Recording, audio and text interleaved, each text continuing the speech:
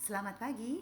Hari ini kita akan melanjutkan pembahasan kita tentang paper 1 IGCSE Bahasa Indonesia 0538. Dan seperti kita ketahui bahwa paper 1 ini mengandung 4 teks yang berbeda. Kita sudah membahas 2 teks pertama dan kali ini kita akan membahas teks yang ketiga atau disebut latihan 3, teks C. Dan untuk pembahasan kali ini kita akan menggunakan past paper tahun 2023.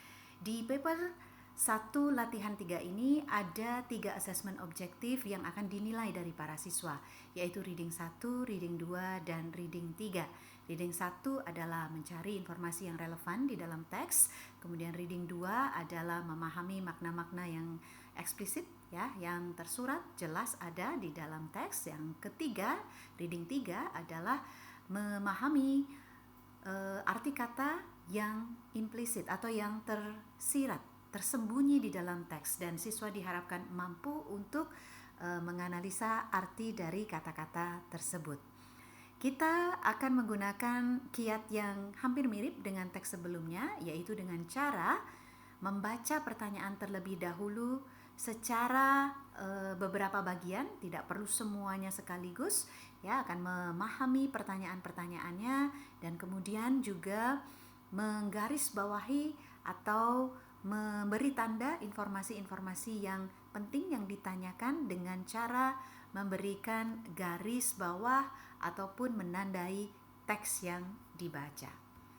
Baik, kita akan melanjutkan dengan membaca pertanyaannya terlebih dahulu ya. Di sini ada pertanyaan nomor 9 sampai nomor 16 dan setiap nomor memiliki bobot nilai yang berbeda-beda. Jadi angka di belakang soal ini menunjukkan bobot nilai untuk pertanyaan tersebut ya. Ada yang berbobot 1, ada yang berbobot 2 dan sebagainya.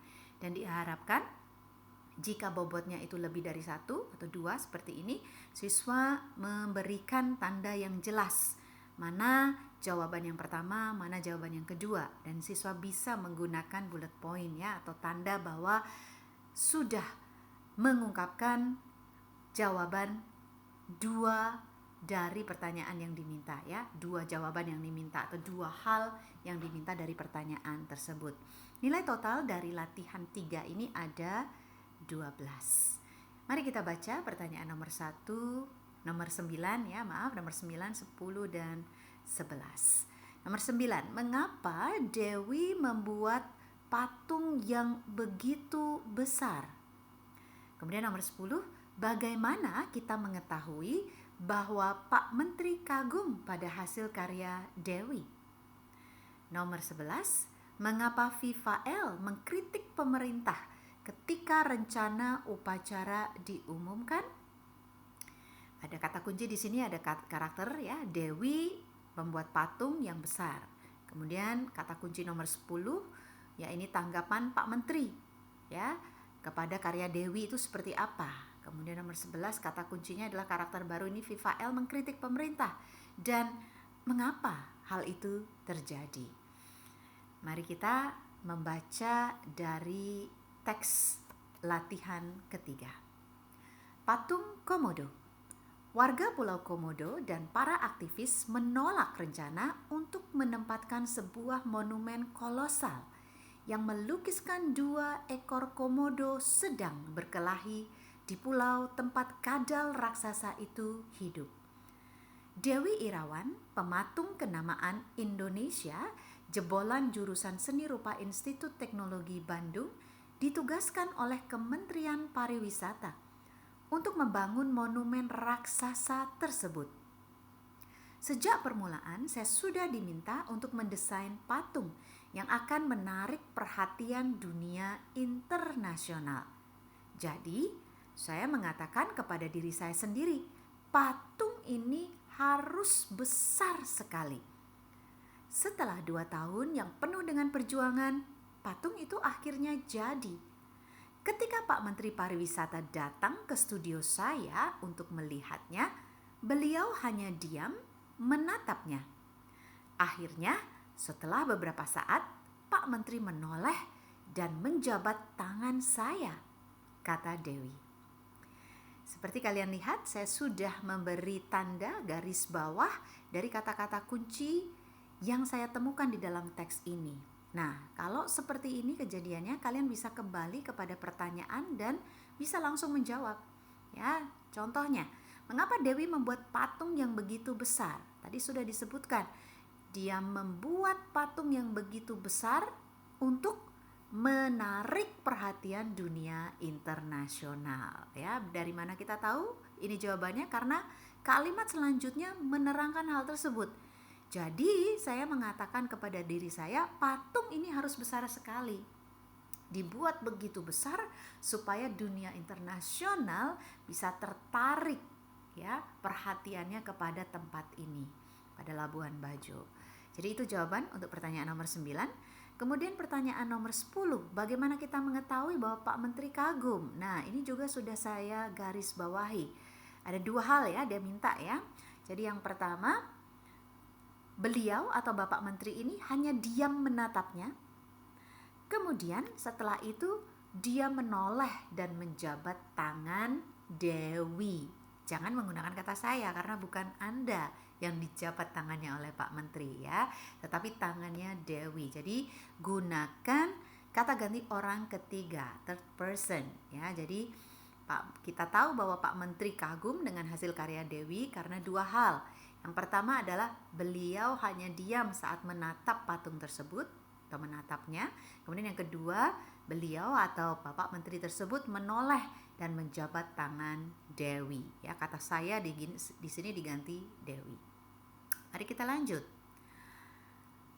Dewi sebenarnya sudah merencanakan untuk mewujudkan proyek berikutnya, yaitu memamerkan sejumlah karyanya di beberapa kota besar di Amerika Serikat dan Eropa.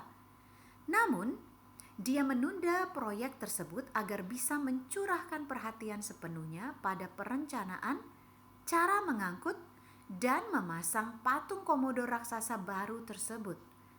Dengan tinggi 20 meter dan lebar 30 meter, perencanaan yang tepat memang diperlukan. Setelah berkunjung ke studio Dewi, Menteri Pariwisata mengumumkan akan mengadakan sebuah upacara khusus untuk menandai peletakan patung tembaga dan perunggu itu di Taman Wisata di Pulau Komodo. Segera setelah hal itu diumumkan, warga setempat meminta agar rencana itu dibatalkan. Pemerintah pusat harus memegang janjinya yang sudah berulang kali diucapkan selama bertahun-tahun untuk mempertahankan Pulau Komodo sebagai zona konservasi yang sepenuhnya natural. Coba jelaskan, bagaimana patung itu bisa dianggap natural? Kata Vivael Tomoela yang mengetuai forum komunitas untuk menyelamatkan Pulau Komodo. Ketika berbicara kepada wartawan minggu lalu, Vivael menegaskan bahwa menempatkan patung raksasa di Pulau Komodo tidak akan membantu melindungi naga purba itu.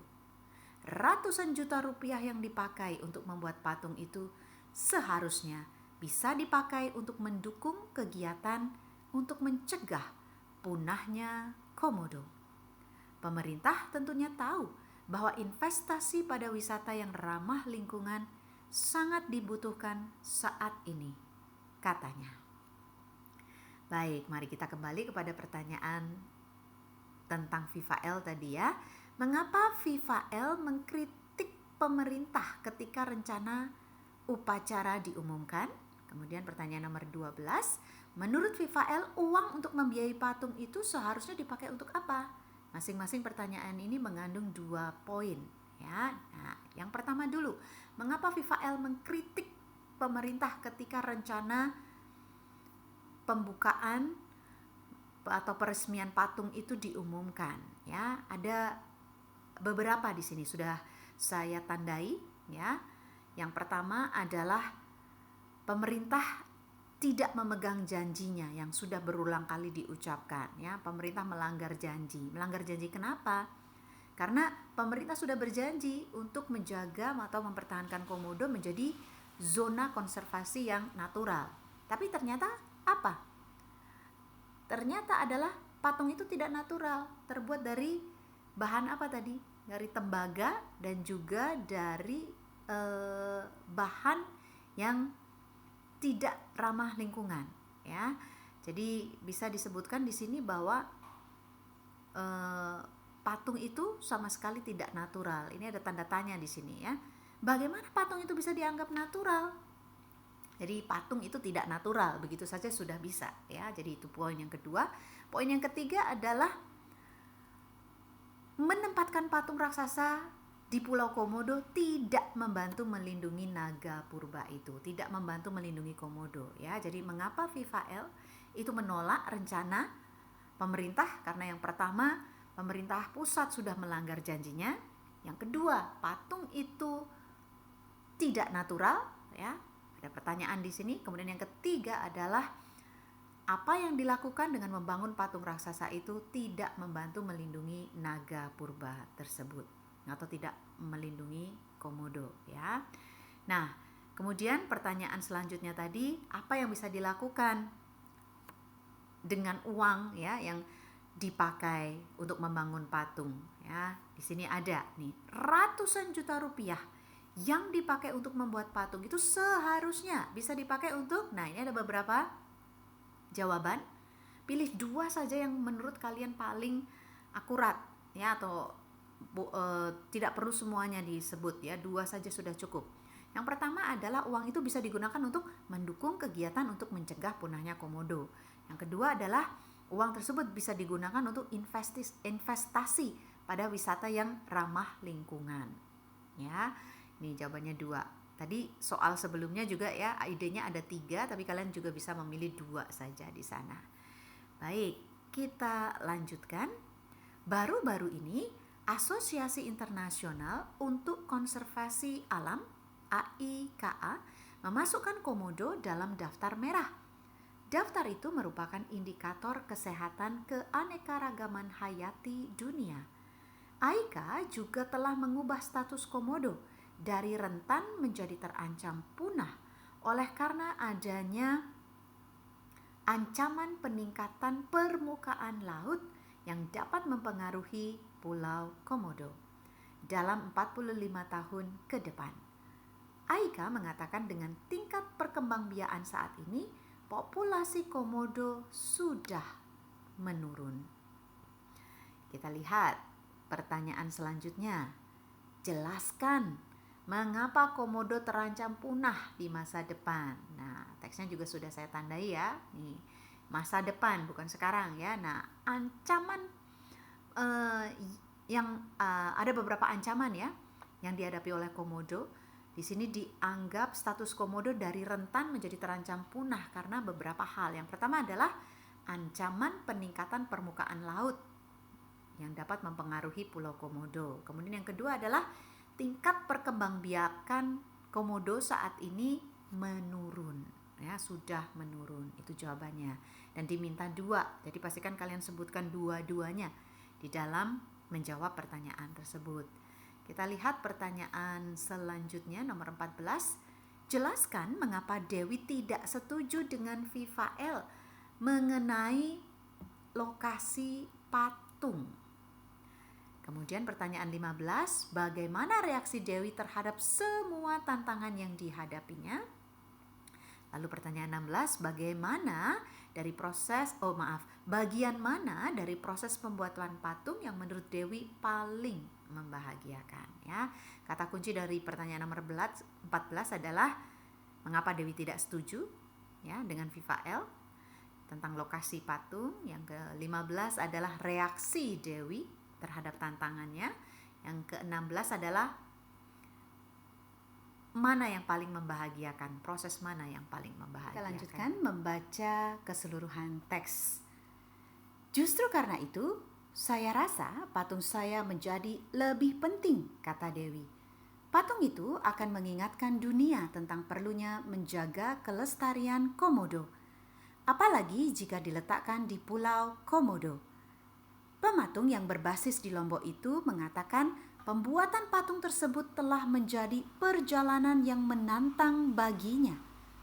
Sang seniman harus menghadapi banyak masalah, yaitu selain protes dari penduduk setempat dan para aktivis lingkungan, juga ada kecaman dari dunia internasional. Ia juga mengalami kesulitan mendapatkan bahan pada permulaan proses pembuatan. Tapi, tidak satupun dari hal ini yang mematahkan semangatnya. Kami mencapai titik akhir perjalanan historis ini seminggu sebelum Hari Kemerdekaan Indonesia tahun ini.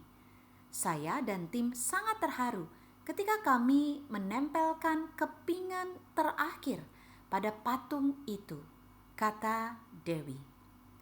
Meskipun banyaknya tantangan dari warga Pulau Komodo, pembuatan patung itu mendapat banyak sorotan dan dukungan di wilayah lainnya di Indonesia. Massa dan para tamu penting diharapkan akan menghadiri upacara peresmian patung yang menurut Kementerian Pariwisata akan diselenggarakan tahun depan. Baru-baru ini, dalam wawancara dengan sebuah saluran televisi nasional, Dewi mengatakan ia bahagia dengan apa yang telah dicapainya, tetapi menyayangkan jika patung itu tidak bisa dipasang di Pulau Komodo. Inilah keseluruhan teksnya. Mari kita kembali kepada pertanyaan yang perlu kita jawab ya. Jadi nomor 14, jelaskan mengapa Dewi tidak setuju dengan Vivael mengenai lokasi patung. Ingat tadi Vivael memprotes. Dia memprotes rencana pemerintah pusat membangun dan mengirimkan patung itu ke Pulau Komodo karena menurut dia itu melanggar janji-janji dari pemerintah pusat ya, yang juga bertentangan dengan rencana untuk menjadikan Komodo menjadi tempat konservasi alam ya yang natural. Nah, jadi jawabannya ada di sini. Sudah diberi tanda ya. Jadi mengapa Dewi tidak setuju dengan Vivael? Karena menurut Dewi, patung itu akan mengingatkan dunia tentang perlunya menjaga kelestarian Komodo jika ditempatkan di Pulau Komodo itu sendiri. Dan ternyata pembuatan patungnya ada di mana? Disebutkan di paragraf selanjutnya, dia adalah pematung yang berbasis di Lombok. Itulah sebabnya tidak mudah mengangkut patung yang sebesar dan setinggi itu ya 20 meter kali 30 meter dari Lombok ke Pulau Komodo. Pasti diperlukan perencanaan yang teramat panjang dan rumit ya prosesnya. Jadi ini jawaban untuk pertanyaan nomor 14. Menurut Dewi bahwa patung itu akan mengingatkan dunia internasional tentang perlunya menjaga kelestarian Komodo. Kemudian pertanyaan 15, bagaimana reaksi Dewi terhadap semua tantangan yang dihadapinya? Ya, menurut Dewi, ini ada di paragraf ini ya, yang ditandai dengan warna ungu. Tidak satu pun dari hal ini yang mematahkan semangat Dewi. Ya, semangatnya yang di sini bisa diganti menjadi orang ketiga yang lebih jelas ya. Jadi semua masalah yang dihadapi Dewi tidak mematahkan semangatnya. Seperti itu. Pertanyaan terakhir, bagian mana dari proses pembuatan patung tersebut yang menurut Dewi paling membahagiakan ya? Nih, di sini ada kami mencapai titik akhir perjalanan historis. Walaupun di sini tidak disebutkan kata membahagiakan, tapi ingat bahwa assessment objektifnya termasuk R3, yaitu mengartikan dan memahami pertanyaan dari arti-arti kata yang implisit, yang tersembunyi ya. Jadi dari pertanyaan yang paling membahagiakan yang mana? Nah, di sini kata kunci yang mirip atau hampir sama atau sinonim dari bagian proses yang paling membahagiakan adalah mencapai titik akhir, reaching the peak ya, kulminasinya, titik kulminasi. Jadi paling membahagiakan yaitu seminggu sebelum hari kemerdekaan. Apa itu?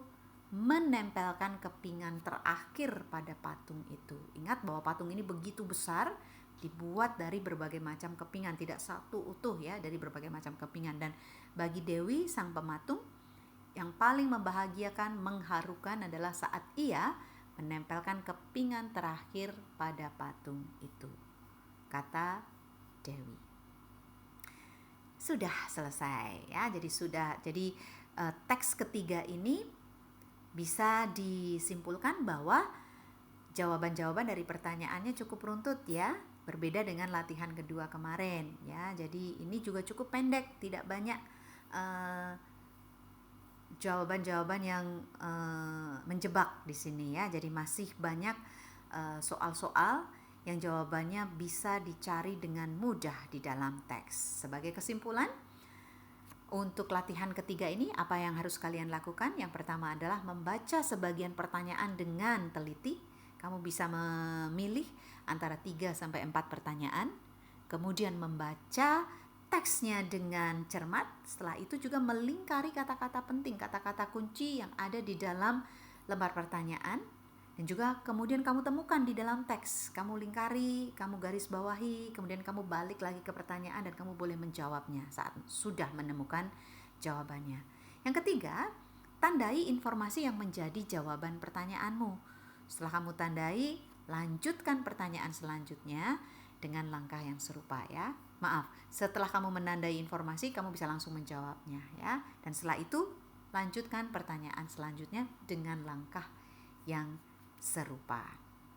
Baik, untuk menutup pembahasan kita kali ini, peribahasa yang saya pilih adalah tak ada gading yang tak retak. Artinya tidak ada hal yang sempurna di dunia ini. Seperti halnya dalam bacaan yang kita baca tentang patung Komodo yang begitu besar, begitu tinggi, diharapkan bisa membuat dunia internasional tertarik, tetapi ternyata menghadapi banyak sekali masalah dari dalam negeri maupun dari luar negeri.